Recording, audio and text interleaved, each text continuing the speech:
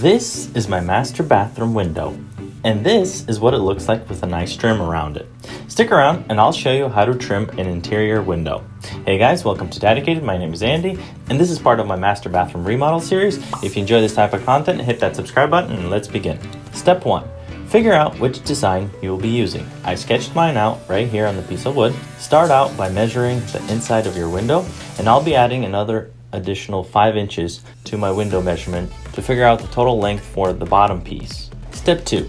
Cut the bottom piece to size and place it under the windowsill. Use a small piece and place it in the corner to verify that it lines up properly on both sides. Then use a nail gun and nail it to the wall. Step 3. Do me a favor and smash that like button.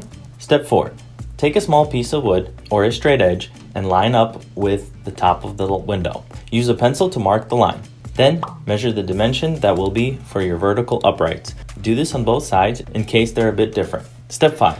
Take the cut piece and line them up flush with the inside of the window and nail them to the wall. Do this on both sides. Step 6. Measure the top edge to edge distance, so my 4-inch piece will be exact edge to edge size. Then my small 1.5-inch piece will be 2 inches over the edge to edge distance, which basically is 1 inch on each side. And the top 3-inch piece will be 5.5 inches over the edge to edge size. Step 7. I took a small piece and measured out 1 inch from the side.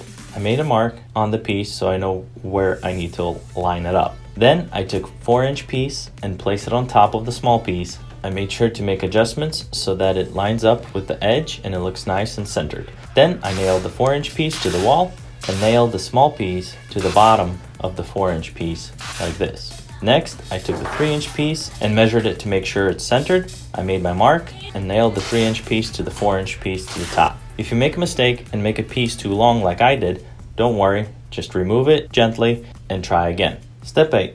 I took this nice decorative corner piece and measured it out to equal to my 4-inch piece, which was my edge to edge distance. And I made some 45-degree miter cuts to it. I then centered it and nailed it to the 4-inch piece in the corner so it looks like this. I also made a small pieces on the sides to cover the sides. Step 9.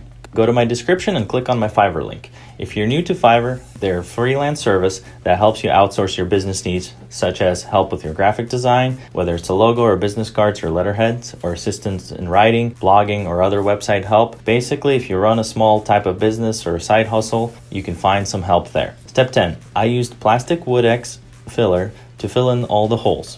Use a small amount on your putty knife and fill in all the holes. For weird spots, like the corner piece, I just used my finger to fill it in the hole and smoothed it out once it dried. This filler goes on pink and dries natural wood color like you see here, so you know when it's ready to be sanded or painted. Next, buy some Alex Flex DAP trim caulk and caulk all around the corners. Use your finger and a big yellow sponge to wash it off and make it look nice, clean, and smooth. Do a small section at a time so that the caulk doesn't have time to dry. Step 10, buy some trim paint, paint all the trim, and you're all set. Subscribe, and thanks.